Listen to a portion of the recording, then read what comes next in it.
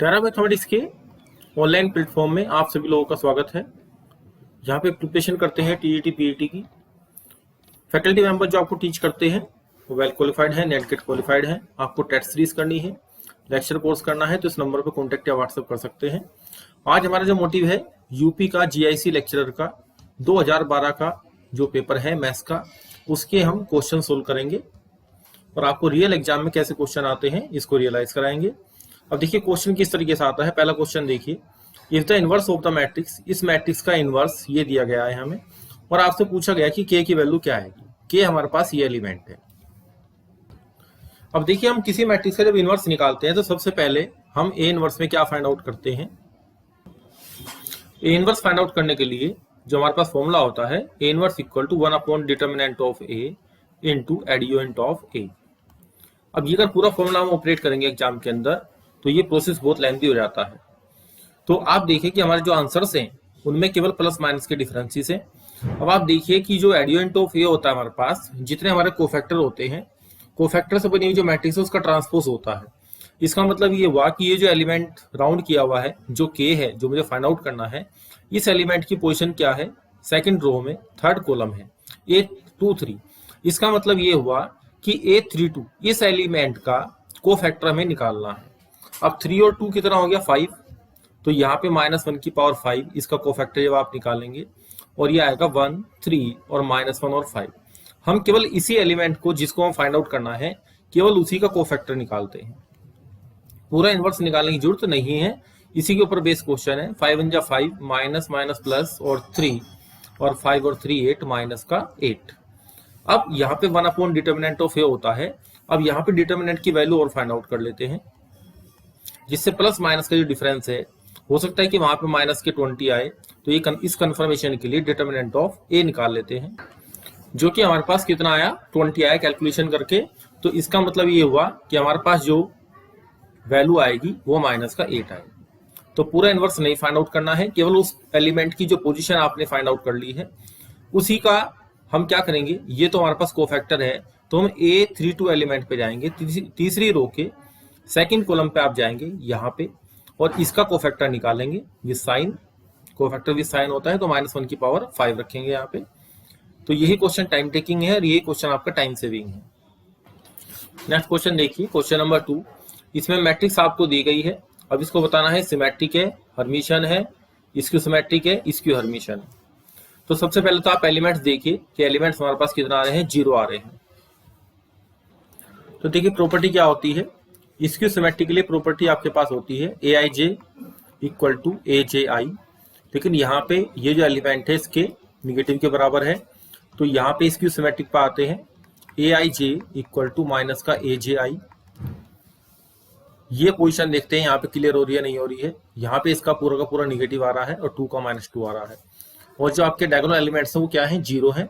तो ये skew symmetric तो बन रही है। अब हर्मिशन में क्या होता है इसको भी हम टैली कर लेते हैं। aij इक्वल टू aji का बार। अगर ये पॉसिबिलिटी होती तो ये जो 2 + 3i है यहाँ पे 2 - 3i होता, लेकिन यहाँ पे माइनस के 2 3i है, इसलिए हर्मिशन नहीं होगी। अब आप देखते हैं इसकी हर्मिशन, इसमें aij इक्वल टू माइनस का aji का बार।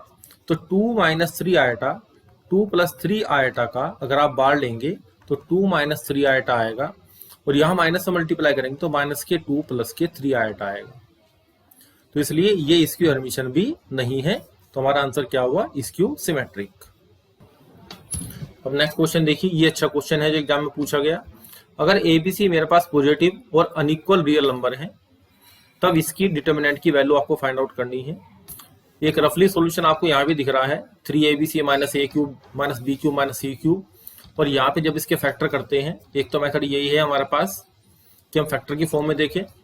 ये हमारे पास सब्जेक्टिव जो अप्रोच है वो यही है कि जब इस एक्सप्रेशन को ओपन करते हैं तो 3ABC - A³ - B³ - C³ आता है यहाँ पे, और माइनस अब आप कॉमन लेंगे तो A + B + C, और यहाँ पे A² + B² + C² -AB - CBC - का C।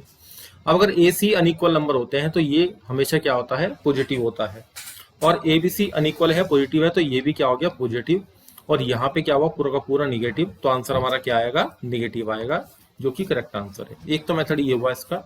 अब आपको अगर ये पूरी कैलकुलेशन पूरी जो हमने बताई है आपको, जितना है कहने में आसान दिख रहा है, इतना आसान है नहीं, तो ऑब्जेक्टिव पैटर्न पे जाएंगे आप। यहाँ पे पॉजिटिव ए को 1, बी को 2 और सी को 3 रख लीजिए और वैल्यू फाइंड आउट कर लीजिए। 1 2 3, 2 3 1 और 3 1 2।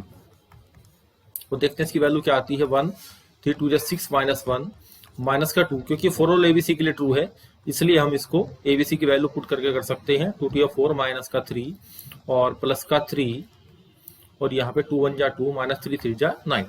तो यहाँ बचे 5 और यहाँ 4 माइनस 3 1 माइनस के 2 और यहाँ पे 7 माइनस के 7 7 3 जा 21 और टोटल वैल्यू हमारे पास क्या आ गई, लेस देन 0। तो यहाँ से भी हमारा आंसर क्या आया, लेस देन 0। तो जो भी क्वेश्चन आपके in the terms of ABC हैं उनको आप इस तरीके से कर सकते हैं। अब नेक्स्ट क्वेश्चन देखिए। इस क्वेश्चन के अंदर आपको दिया गया है कि X Y Z distinct real numbers हैं। जब ये डिस्टिंक्ट रियल नंबर हैं, अब डिटरमिनेंट को सोल्व करने का मेथड देखिए। इसमें थोड़ा सब्जेक्टिव पोर्शन पे जाना पड़ेगा। एक्स वाई जेड, और आपको ये बताया गया था एक्स स्क्वायर वाई स्क्वायर और जेड स्क्वायर कि यहाँ पे अगर कोई रो या कॉलम किसी एक किन्हीं भी दो एलिमेंट्स का सम होता है हमारे पास, तो उसको हम अलग अलग कर लेते हैं। X square Y square Z square और एक्स क्यूब वाई क्यूब और जेड क्यूब। देखिए यहाँ सारी कैलकुलेशन आपको लिख के दिखा रहे हैं, इसलिए टाइम आपको लग रहा है कि इसमें टाइम लगेगा। अब यहाँ से जब आप एक्स वाई जेड कॉमन लेंगे तो वो एक्स वाई जेड,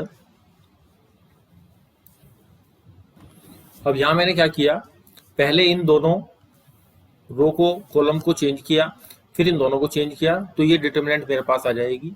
अब यहाँ पे क्या करना है आपको, यहाँ से फर्स्ट रो में से x फिर y फिर z फिर कॉमन लेना है, तो x y z कॉमन आ जाएगा। अंदर क्या बचेगा, 1x x स्क्वायर, तो ये पहले वाली डिटरमिनेंट ही बन जाएगी 1y y स्क्वायर और 1z z square equal to 0। अब ये पोर्शन तो हमारे पास कॉमन आ जाएगा और यहाँ पे ब्रैकेट में क्या बचेगा, डिटरमिनेंट के कॉमन आने से एक्स वाई जेड प्लस का 1 इक्वल टू 0 बनेगा। अब यहाँ पे जो डिटरमिनेंट आएगी, X Y Z distinct real number है, तो इसकी जो वैल्यू आपके पास आती है डिटरमिनेंट की X minus Y, Y minus Z और जेड माइनस एक्स, ये हमने आपको लर्न कराया था। तो ये तो कभी 0 होने का नहीं, इसको 0 होना पड़ेगा। तो यहीं से सिर्फ X plus Y plus Z equal to minus का 1 हमारा करेक्ट आंसर होगा। नेक्स्ट क्वेश्चन देखिए। एबीसी एपी में है, अब इसकी वैल्यू आपको फाइंड आउट करनी है। अब आप यहाँ ध्यान से देखिए, वैसे तो आप सब्जेक्टिव पैटर्न पे जाएंगे तो क्वेश्चन हमारा थोड़ा बड़ा हो जाता है। हमें तो इस डिटरमिनेंट की वैल्यू फाइंड आउट करनी है और एबीसी हमारे पास किस में है, एपी में है।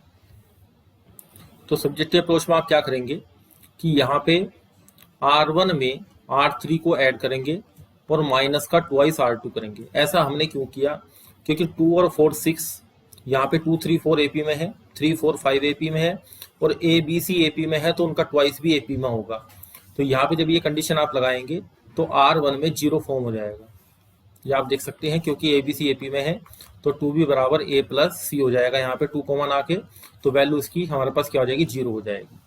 अब ये तो आपका सब्जेक्टिव अप्रोच जो आपको माइंड में रखनी है। ऑब्जेक्टिव अप्रोच में आप देख लें, अगर ये सिमेट्री बन रही है क्वेश्चन के अंदर कि आपका यहाँ पे 2 3 4 और 3 4 5 और ये ए बी सी बन रहा है, तो डेफिनेटली हमारे पास वैल्यू क्या आएगी, 0 आएगी। तो जहाँ पे सिमेट्री बनती है वहां पे आपके जो आंसर्स हैं वो किस फॉर्मेट में आते हैं, 0 की फॉर्मेट में ही आएंगे। वो ऐसे 1 2x x in the terms of इस तरीके से जनरेट नहीं होते। क्वेश्चन नंबर 6 देखिए, ये भी अच्छा क्वेश्चन आया हुआ है। अल्फा इसका एक रूट है। अब यहां से आप क्या निकालेंगे, फोर्थ रूट ऑफ यूनिटी निकालेंगे। वो कितना होते हैं, 1 -1 आयटा और माइनस आयटा। और आपको पता है कि sum of the nth root of unity, किन्हीं भी nth रूट ऑफ सम का nth रूट ऑफ यूनिटी का सम आएगा, सम ऑफ देम इक्वल टू 0। अब यहाँ पे क्या हो रहा है कि शफलिंग हो रही है किसकी, 1 अल्फा अल्फा स्क्वायर, ये जो वैल्यू है ये इसने 1, ये अल्फा स्क्वायर ली और ये अल्फा क्यूब ली, ये सब शफलिंग हो रहे हैं। अगर सेम टाइप के एलिमेंट्स हमारे डिटरमिनेंट में शफल होते हैं तो हम क्या करते हैं, कंडीशन लगाते हैं C1 tending to C1 plus C2 plus C3। ये सारी प्रोसेसिंग आपको माइंड में करनी है, यहाँ तो मैं आपको लिख के दिखा रहा हूँ। तो यहाँ पे क्या आ जाएगा, जो फर्स्ट कॉलम है फर्स्ट कॉलम के अंदर सब जगह क्या बनेगा, ये जो हमने निकाला है 1 plus alpha square plus alpha cube, यही एलिमेंट यहाँ पे बनने शुरू हो जाएंगे और इनकी वैल्यू क्या आएगी 0, तो 0 0 0। अब किसी डिटरमिनेंट की एक रो या कॉलम क्या होता है हमारे पास 0 आता है, तो क्या बन जाता है ये, उसकी वैल्यू क्या होती है 0 होती है। इस तरीके से बी ऑप्शन हमारा करेक्ट आंसर होगा। अब नेक्स्ट क्वेश्चन देखिए, यहाँ हमें इस डिटरमिनेंट की वैल्यू फाइंड आउट करनी है। यहाँ आप टर्म्स देखिए किस तरीके से आ रही है, तो मैंने क्या अप्लाई किया है इसमें C2 tan into C2 minus C1, क्योंकि log m minus log n का फॉर्मूला लगाएंगे तो log m अपॉन n। तो यहाँ पे देखिए इसमें रेशियो बराबर आ रहे हैं 2 3 जा 6 2 4 जा 8, फिर 3 3 जा 9 3 4 जा 12, फिर 4 3 जा 12 और 4 4 जा 16। तो ये रेशियो देखते हुए मैंने इसमें क्या किया, C2 tan into C2 minus C1, C3 tan into C3 minus C2। तो यहाँ पे हमारे पास ये सेम आ गए और ये भी सेम आ गए। अगर हमारे पास क्या होती है, अब इस कॉलम में से लोग 4/3 कॉमन लेंगे और इस कॉलम में से लोग 5/4 कॉमन लेंगे, तो हमारे पास क्या बचेगा, यहाँ पे ये वैल्यू तो सेम रहेंगी और ये वैल्यू 1 1 1 1 1 1 हो जाएंगी और दो रो सेम होने से ये वैल्यू हमारे पास क्या आ जाएगी 0 आ जाएगी। तो करेक्ट आंसर हमारा आंसर ए ऑप्शन है।